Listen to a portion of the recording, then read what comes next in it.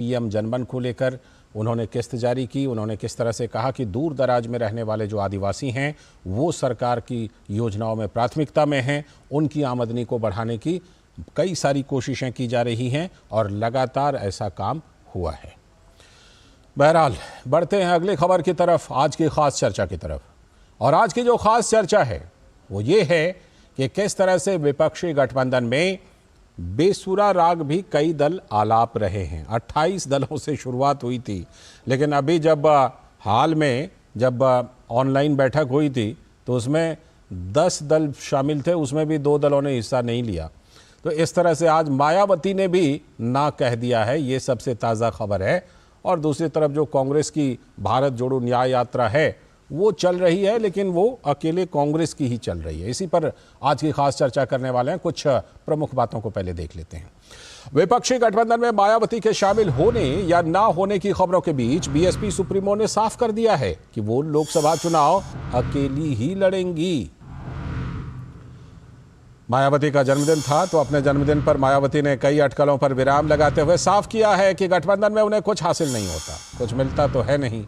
वो गठबंधन करती हैं, उनको फायदा होता नहीं, इसीलिए अकेले लड़ेंगी। दरअसल कांग्रेस पार्टी मायावती का साथ लेकर और उनको गठबंधन में शामिल कर यूपी में अपनी स्थिति को मजबूत करना चाहती थी। कांग्रेस ने पूरी कोशिश की।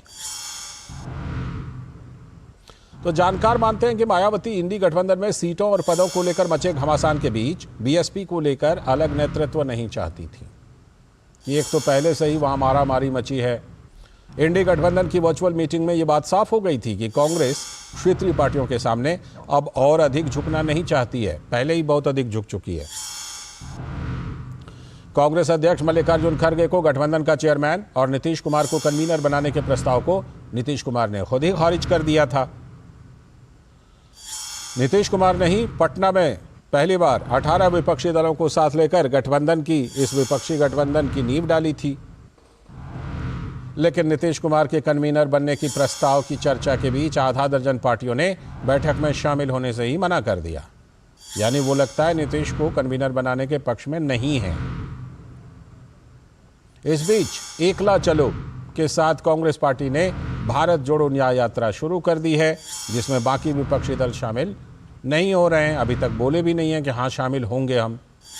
लेकिन राहुल गांधी की यात्रा से पहले उनके खास साथी मिलिंद देवरा ने कांग्रेस छोड़कर शिंदे सेना ज्वाइन कर लिया। ये बड़ी खबर महाराष्ट्र से, मुंबई से आई थी।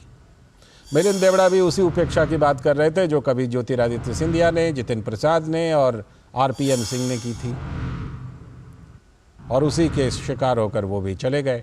यानी कि कांग्रेस पार्टी की भारत जोड़ो न्याय यात्रा में तो उनके अपने युवा नेता ही नहीं जुड़ पा रहे हैं, बल्कि वो तो दूर जा रहे हैं। तो राहुल गांधी ने अपनी दूसरी यात्रा में न्याय को भी जोड़ लिया है। पहले भारत जोड़ो यात्रा थी, लेकिन गठबंधन में इस बात की आशंका है कि 15 राज्यों की यात्रा मुस्लिम बहुल इलाकों से ही क्यों है। ये चिंता खाए जा रही है कुछ पार्टियों को। विपक्षी पार्टियों को इस बात का अंदाजा है कि राहुल अपने पारंपरिक वोट बैंक के बीच मोहब्बत की दुकान लगाने गए हैं, तो सीटों को लेकर उनकी दावेदारी भी ज्यादा होगी। यही है चिंता का कारण। तो बड़ा सवाल यह है कि इंडी गठबंधन की चौथी मीटिंग में सभी 28 दलों को एक मंच से जनता के बीच जाने का निर्णय हुआ था, तो फिर राहुल गांधी की यात्रा का क्या मकसद है जो अकेले अकेले यात्रा कर रहे हैं? क्या कुछ राजनीतिक प्रतिक्रियाएं मिली हैं इस पर? सुन लेते हैं। अब आप खुद मिलिंद देवरा दे सकते। मिलिंद देवरा की पिताजी, मिलिंद देवरा खुद, ये कांग्रेस पार्टी की दया से, सहयोग से मंत्री बने, नेता बने, और कांग्रेस पार्टी क्या दे सकते पता नहीं। मी विकासच्या मार्गावर जात आहे, मैं विकास के मार्ग पे चल रहा हूँ। बहुत बहुत धन्यवाद। किसको कितना न्याय मिलेगा ये पता नहीं, लेकिन इतना जरूर है कि अपने साथ होता अन्याय देखकर एक के बाद दूसरा कांग्रेस का नेता छोड़ रहा है। मिलिंद देवरा जी, जिनके परिवार 55 साल से कांग्रेस से जुड़ा था, उन्होंने भी कांग्रेस को टाटा बाय बाय बोल दी, क्योंकि न्याय नहीं। हमारी पार्टी अब देश में जल्दी ही होने वाले लोकसभा के आम चुनाव अकेले ही लड़ेगी, अर्थात किसी भी पार्टी व गठबंधन के साथ मिलकर ये चुनाव नहीं लड़ेगी। तो ये प्रतिक्रियाएं, आपने राजनीतिक प्रतिक्रियाएं देखी नेताओं की कि किस तरह से क्या कुछ चल रहा है विपक्षी गठबंधन में। और इसी पर आज हम चर्चा कर रहे हैं, ख़ास चर्चा। हमारे साथ जुड़ रहे हैं हमारे सलाहकार संपादक विनोद मिश्र जी, साथ में अनुजा कपूर जी, बहुत बहुत स्वागत। भारतीय जनता पार्टी के प्रवक्ता और लोकेश जिंदल जो कि राजनीतिक विश्लेषक हैं और कांग्रेस के समर्थन में बातें रखते हैं, बहुत बहुत स्वागत लोकेश जिंदल जी आपका भी। मैं शुरुआत विनोद जी से करता हूँ। विनोद जी, जिस तरह से अभी सबसे पहले ताज़ा खबर पर ही चर्चा कर लेते हैं। मायावती जी ने अपने जन्मदिन के मौके पर कह दिया ना, हमें कोई फ़ायदा नहीं होता। बड़ी कोशिश की कांग्रेस ने, कांग्रेस के नेताओं के बयान देखिए, यूपी कांग्रेस के नेताओं के भी और केंद्रीय कांग्रेस के भी, तो बड़ी कोशिश की, लेकिन मायावती जी ने फाइनली, जिसे कहते हैं ना कि लास्ट में बिल्कुल ना कह दिया।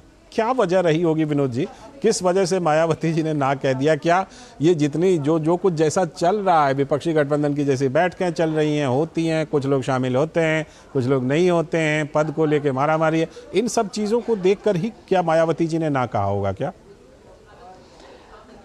लाल जी, आप कह सकते हैं कि आज का जो दिन है मकर संक्रांति का, और सूर्य जब जैसे उत्तरायण में आए हैं, तो ये बात तो तय है कि इंडिया गठबंधन पे जो एक तरह से ये सब सारी चीज़ें जो बादल छटे हुए थे, उसको एक तरह से मायावती ने आज एक तरफ से साफ कर दिया है कि इंडिया गठबंधन की स्थिति क्या है। और स्थिति को समझने के लिए जब आप इस बात को देखें कि पिछले दिनों से आप पूरे हफ्ते में आप देखिए कि चर्चा यही थी कि मायावती के साथ में भी कांग्रेस की बात चल रही है, और बीएसपी के साथ में अगर ये ऐसा हो तो 50% वोट का एक दावेदारी इंडिया गठबंधन के पास में होगा जब वो यूपी के इलेक्शन में जाएंगे। लेकिन ऐसा होते हुए दिखा नहीं, तो मायावती ने साफ कर दिया है कि वो अकेले जाएंगे। इसका मतलब वो न लेफ्ट है न राइट है। रहिएगा, मैं लौटता हूँ। इस समय सीधे जरा अयोध्या जाना पड़ेगा, और अयोध्या में चंपत राय जी जो हैं वो प्रेस कॉन्फ्रेंस कर रहे हैं, उनको सुनते हैं।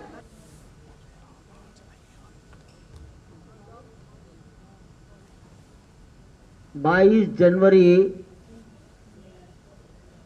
पौष शुक्ल द्वादशी भारतीय कालगणना में कूर्म द्वादशी है।